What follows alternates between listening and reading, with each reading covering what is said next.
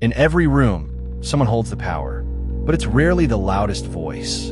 It's not the one wearing the suit or the one giving orders.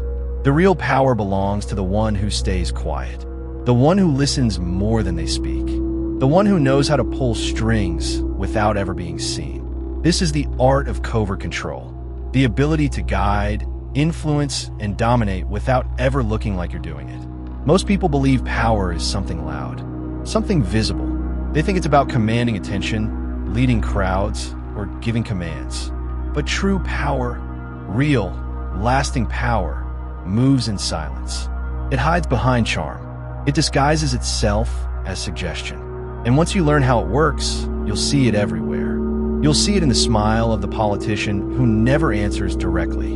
You'll see it in the flirty silence of the seducer. You'll see it in the casual tone of a manipulator pretending they don't care. It's in the way someone deflects a question, redirects a conversation, or pretends to surrender, just to gain more ground. Power isn't always taken by force. Sometimes the most dominant person in the room is the one nobody suspects. Because that's the game. Control that feels like freedom. Influence that feels like your own idea. Leadership that looks like agreement. And the most dangerous part? Most people never realize they've been led until it's too late. What you're about to hear isn't theory. It's not motivational fluff or feel-good advice. It's the cold psychology of influence. It's the strategic manipulation used by kings, spies, cult leaders, and corporate elites. It's the kind of power that operates behind closed doors and beneath the surface. These principles are pulled from the minds of strategists like Robert Greene, who wrote the 48 Laws of Power, from Machiavelli, who understood how fear and deception rule empires, from psychologists like Robert Cialdini, who revealed how persuasion works on the unconscious level, and from the dark psychology used in real-world manipulation, seduction, and warfare. This isn't a tutorial on being evil. It's a manual on not being naive. Because the truth is, someone is always pulling strings. If it's not you, then it's someone else. And the sooner you understand how the game is played, the sooner you stop being a pawn. Once you see the patterns, you can't unsee them. Once you learn the tactics, you'll start to notice them in everyday life. In conversations, in relationships, in business, in politics. You'll recognize the lies hidden in compliments, the pressure behind flattery, and the power moves hiding inside what seem like harmless words. And once you master them yourself, people will follow you without knowing why. They'll trust you, admire you, and even fear you, and they'll think it was their idea all along. But if you use what you learn recklessly, without discipline, it can turn on you. Because influence without wisdom is poison. So learn this carefully, use it precisely, and always remember, true power doesn't need to be seen. You're watching the shadow ruler, and this is how you control anyone without them knowing. The first layer of covert power is perception, not reality, not truth, but perception. The world is not ruled by facts. It is ruled by the way people see those facts. What matters is not what's real, but what people believe is real. That's where influence begins. You don't need to be powerful. You only need to look powerful. You don't need to be right. You only need to sound certain. In this game, confidence beats accuracy and presence beats logic. If you control how people perceive you, you control how they react to you. And once you can shape reactions, you've already shaped behavior. Take a moment and think about how this shows up in everyday life. A man walks into a room dressed sharp, shoulders back, speaking slowly and deliberately. Nobody knows who he is, but for some reason, people assume he's important. That's perception. He hasn't proven anything, but he doesn't need to. The mind fills in the blanks when someone moves with control. And the more gaps you leave, the more power they project onto you. Now apply this to influence. When you speak, don't over-explain. Say less than necessary. People respect what they don't fully understand. If you reveal too much, you kill the mystery. If you explain every move, you surrender control. But when you're vague, calm, and deliberate, people lean in. They wonder what you know. They ask what you're planning. And in that space of uncertainty, you hold the upper hand. This is the first real tool of silent domination. Control the narrative by creating space. Space for them to guess, to imagine, to assume. Let their mind do the work for you. And when they fill that space with their own hopes or fears, you step in and steer it. The second layer is choice. But not real choice, controlled choice. The illusion of freedom. You never say, do what I want. You say, do you want to do this now or after dinner? Either way, they're doing what you want, but they feel like they had a say. People hate being controlled, but they love making choices. So the key is to create options that all lead where you want them to go. Offer them paths, but design the roads. This is the psychology of framing. When you ask questions that are already loaded with your intent, you don't force anyone. You just guide them to think it was their idea. This tactic is everywhere. In marketing, in relationships, in leadership. The best manipulators don't make demands. They make suggestions that feel like revelations. They plant ideas that grow in your mind until you believe they're your own. They never push. They lead. And this brings us to one of the most subtle tactics in the covert ruler's arsenal: silence. Not every moment needs to be filled. In fact, power often speaks loudest when it says nothing. Silence is unsettling. It forces people to interpret what isn't said. And in that space, you gain leverage. Say less, pause more, and let others fill the void with their own insecurity. They'll reveal more, overcommit, or try to impress you, all while you remain still, composed, and in control. This is not about manipulation for fun. This is about understanding human behavior and using it with precision. Because the world is filled with loud amateurs trying to dominate with noise. But the ones who shape reality, the ones who lead the minds of others, are quiet, calculated, intentional. You don't have to be aggressive to be powerful. You just have to be clear, silent, and 2 moves ahead. That's the way of the shadow ruler. Now that you understand perception and controlled choice, we move into something darker. The emotional engine that powers most decisions: fear. Fear is one of the most powerful tools in human behavior. It overrides logic. It bypasses reason. And when used with precision, it gives you the ability to guide people without ever touching them. You don't need to scream. You don't need to threaten.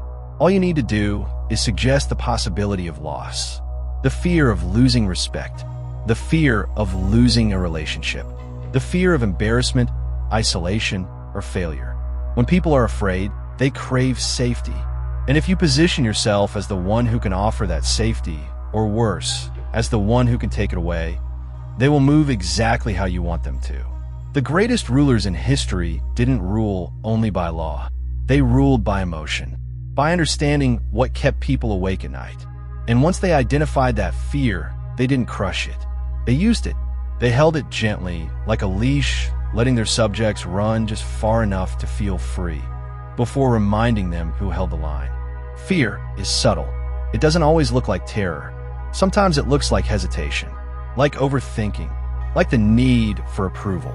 If you want to lead someone, you don't have to push them. You only have to make them question themselves. When someone is unsure, they look for a guide. And that's where you step in, not as a tyrant, but as a savior. But fear isn't enough. Not if you want loyalty. Not if you want control that lasts. For that, you need another tool: the promise of identity. Every human being wants to feel like they belong to something powerful. A cause, a tribe, a belief system, something that makes them feel important. If you give them that, if you offer them an identity that feels stronger than who they are alone, they will follow you without resistance. This is how cult leaders operate. They offer meaning, purpose, and direction to those who feel lost. They don't force obedience. They wrap it in community, in language, in rituals and roles that make people feel chosen. And once someone ties their identity to your vision, they will defend you, protect you, even destroy others for you. Because to lose you is to lose themselves. Now imagine combining these tools. You create perception. You give controlled choices. You let silence work in your favor. You use subtle fear to break resistance. And you offer identity to build devotion. This is not a game. This is a system of influence used in politics, religion, marketing, and war. But remember, true covert power doesn't look like power. It looks like agreement, like trust, like admiration. That's what makes it dangerous. The person under your control believes they are in control, and that illusion is what keeps them in place. The world is full of people being controlled by invisible hands, by ideas they didn't create, by beliefs they never questioned, by fears and desires planted long ago by someone else. If you don't understand how influence works, you're not free. You're a puppet who thinks they're dancing by choice. So don't just listen to this. Study it. Look for these patterns in your daily life. In every negotiation, every relationship, every moment where someone says one thing but means another. Power is always there. The question is, can you see it? The shadow ruler doesn't need a throne. They only need silence, strategy, and time. Because control is not about being seen. It's about being obeyed without resistance. There's another level to influence that separates amateurs from true masters. It's not about what you say or even how you say it. It's about what you represent. People don't just follow leaders. They follow symbols. They follow myths. And if you want to wield silent power, you must learn to become a symbol yourself. Think about it. The most powerful figures in history became more than just men or women. They became ideas. Martin Luther King was not just a speaker. He was a symbol of hope. Hitler, a symbol of fear and dominance. Gandhi, a symbol of peace. These individuals crafted an image so powerful, their presence continued to influence the world long after their deaths. That is the power of mythologizing yourself. To do this, you must learn how to control your narrative. You must decide what people associate with you, what emotions you trigger, and what story you represent. You don't need to lie. You need to edit. You need to be deliberate with how you present your words, your tone, your presence. Consistency builds myth. When you become predictable in your message, mysterious in your motives, and unshakable in your presence, you stop being just a person. You become a concept, and people don't question concepts. They follow them. Your image should never be accidental. Every detail should support your role. What you wear, how you speak, when you show up, and when you vanish. Silence becomes your speech. Calm becomes your weapon. And the less you explain, the more they project their own meaning onto you. Once you become a symbol, your influence spreads without effort. People repeat your words. They imitate your behavior. They defend you, even when you're not in the room. Because to them, you're not just a voice. They see you as a leader, an archetype, a source of power. That's when the game changes. That's when your influence survives, even without your presence. But symbols alone are not enough. A true shadow ruler also understands the timing of power. Force at the wrong time backfires. Patience is not passivity. It's preparation. It's knowing when to move and when to wait. It's the discipline to let others expose themselves while you gather leverage quietly. When others speak too much, you watch. When they act in desperation, you prepare. And when they break their own defense, you make your move calm, precise, and final. The master of covert control knows this well. Never interrupt your enemy when they are making a mistake. Let them burn their own empire while you study the ashes. Most people seek power through speed, but lasting power comes through silence and strategy. That's what makes it so effective. By the time they realize they've been maneuvered, it's too late. Their options are limited, their decisions already influenced, their loyalty already shifted. That is why power should never be obvious. When you wear it too loudly, people resist it. But when they can't see it, when it moves through their own beliefs and choices, they don't fight it. They accept it. They defend it. They live by it. That's how kings move without crowns. That's how rulers speak without words. That's how empires are built in shadows. So now you know the structure. Influence through perception. Direction through controlled choice. Pressure through silence. Loyalty through identity. And presence through myth. These are the tools of a shadow ruler. But to truly wield them, you must go one step further. You must detach from the need to be liked. This is the quiet truth behind all power. The need to be liked is the leash wrapped around your throat. It forces you to explain yourself, to apologize for strength, to soften your tone, to surrender control. But when you no longer need approval, when your actions are guided by strategy rather than emotion, you gain freedom. And with that freedom comes clarity.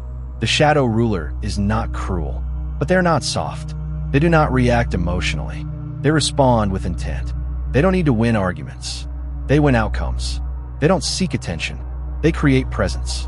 They are not seen, but they are felt. People often misunderstand this type of control. They think manipulation is inherently evil. But the truth is, influence happens whether you use it or not. Every time you speak, every time you move, you're already shaping how others respond to you. The only question is whether you're doing it deliberately or letting others do it to you. In relationships, in business, in leadership, this kind of control isn't optional. It's survival. If you don't know how influence works, you will follow others who do. If you don't know how to use pressure, you'll fold under someone else's. The illusion of freedom is easy to sell to those who don't understand the game.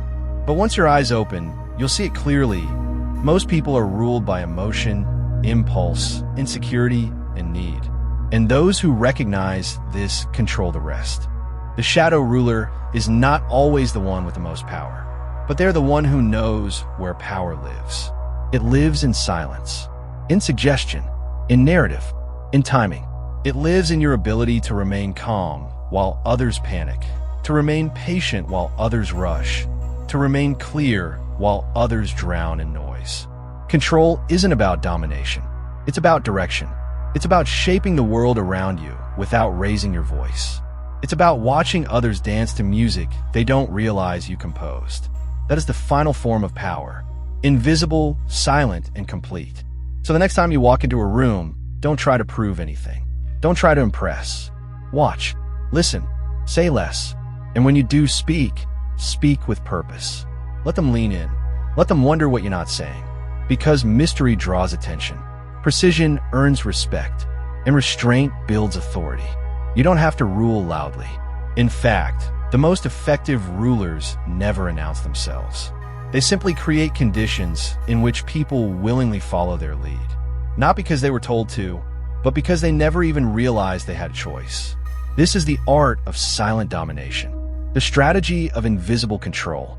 This is how to influence the world without shouting, without force, and without exposing your hand. This is the way of a shadow ruler.